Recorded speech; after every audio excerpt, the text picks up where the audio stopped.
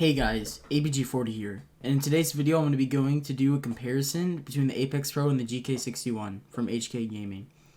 This video will be split into multiple categories, consisting of multiple comparisons.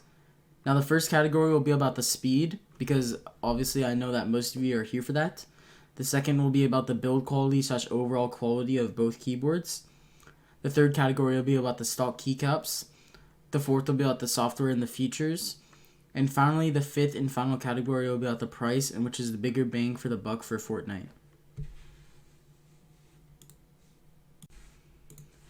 Before I talk about the keyboards, I would like to say that I do offer aim coaching for Fortnite. If you watch the background clips, you know that I am very good and consistent aim, and my aim is at that level because of how many hours I put onto Kovacs. My aim coaching consists of an elite Kovacs routine that will heavily benefit your shotgun and SMG aim, and will take it to the next level if you do the routine consistently. If you are interested, follow and DM me on Twitter on twitter.com/abg40_, and I will tell you my rates. Now I'm going to be talking about the first category, speed. This is what I know a lot of you guys are here for, so I'm going to tackle it first. Both the GK61 and the Apex Pro are extremely fast keyboards, and both some of the fastest you can get on the market. The Huntsman keyboards from Razer are the only ones I feel like compare to these two keyboards in speed. Obviously, there are other very fast keyboards which I may not know about out there, but the Apex Pro, Razer Huntsman Mini / normal, and the GK61 seem to be the most used fast boards, which the GK61 is the latter of the three due to how new it is on the market compared to the other two.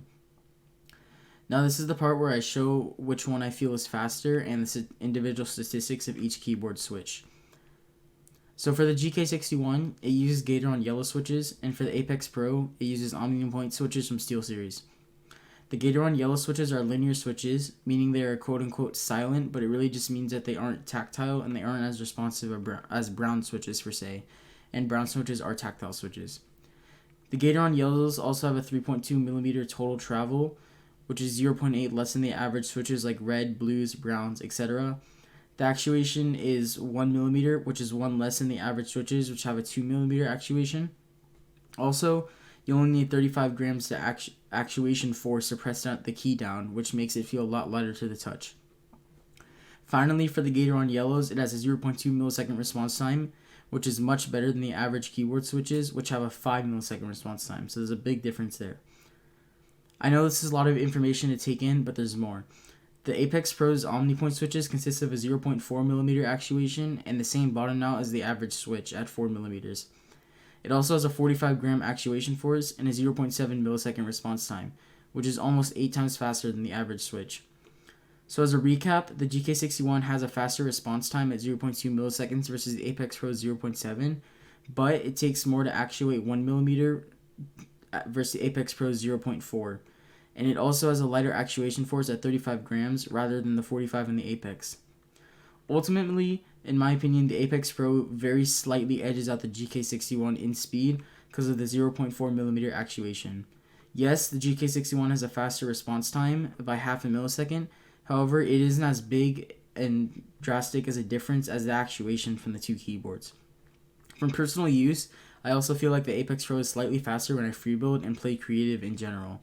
When I'm playing Fortnite in general, when I played on the GK61, my mechanics felt a little bit slower and harder to do, and when I went back to the Apex Pro, they instantly felt 10 times better and faster. So from my personal input, I would say that the GK61 is a little bit slower, but it's definitely still a very fast keyboard compared to like the Ducky and the Ampro 2.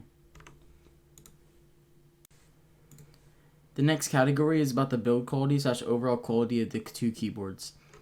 Now the GK61 has a decent build quality, which is not the best, but at the same time it's not bad at all. I'd say it's almost on par with the Ampro 2, but it does need a few improvements to hit that level, and it's definitely not as good a quality as the Ducky 1.2 Mini, which is a very good quality 60% board.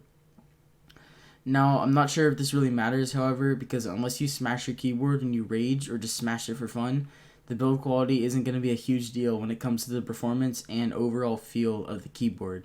It's going to be more about the switches. On the Apex Pro side, it has extremely good build quality, some of the best I've ever tried, to be honest, and that's coming from someone who's used a Matrix, a Ducky, the Ampro 2, and the GK61 in the past. Now, Steelseries on their website calls their material for the Apex Pro the Series 5000 metal frame.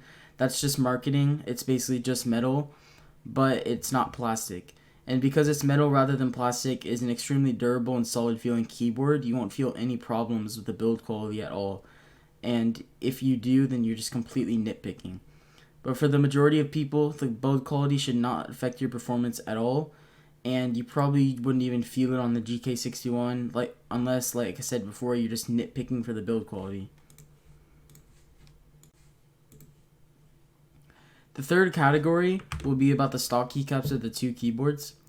Both keyboards have ABS plastic keycaps as the stock keycaps, which means they're going to wear out faster than PBT keycaps, which you see as the stock ones on the Razer Huntsman. Now, even though they wear out faster, I still think ABS will last a long time, as my Apex Pro and GK61 keycaps still feel fine and non-worn for a lot of use, except for one thing which I will talk about later. As for the feel, ABS at first, in my experience, feels grippy. This is the thing I'm going to talk about, by the way.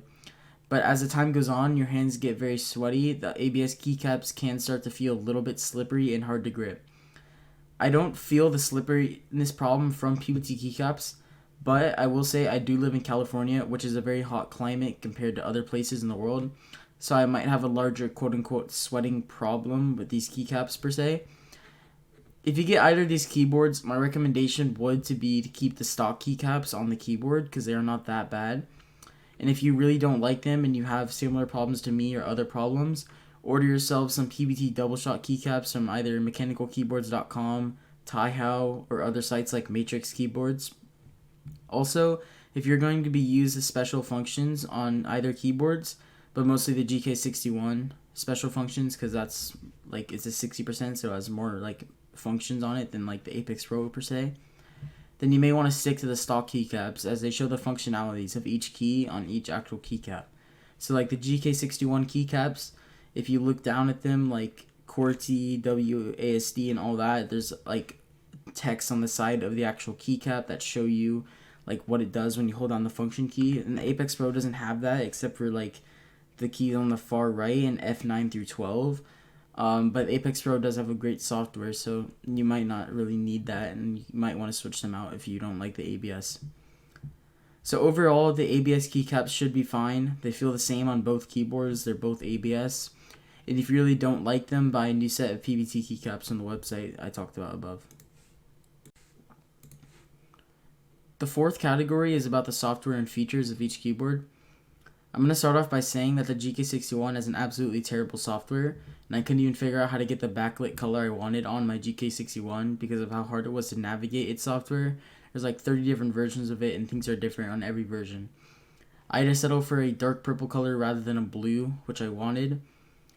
Now, the GK61 has a lot of functions on the actual physical keyboard itself, but the functions are just basic things like holding on function, WASD for the arrow keys, and everything like that, which you just see on all 60% keyboards. The Apex Pro, however, has a very good software. It's easy to navigate, easy to change the actuation, you can add your own image, change the colors, etc. As for features, the GK61 doesn't really offer that much, but the Apex Pro does, however. The Apex Pro has a volume wheel on it, and it has an OLED screen on it, which you can put your own image.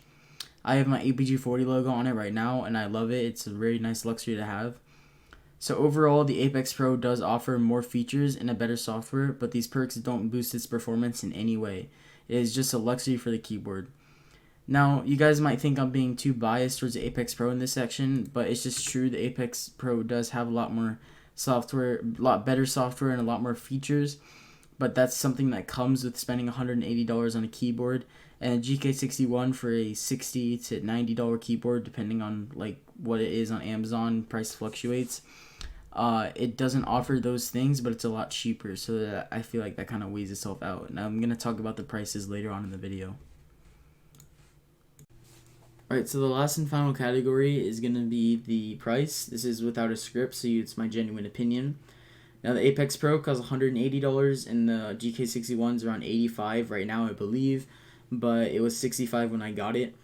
So obviously the GK61 is a much cheaper keyboard and probably a much better buy if you're on a budget. But if you want the best of the best keyboards, get the Apex Pro.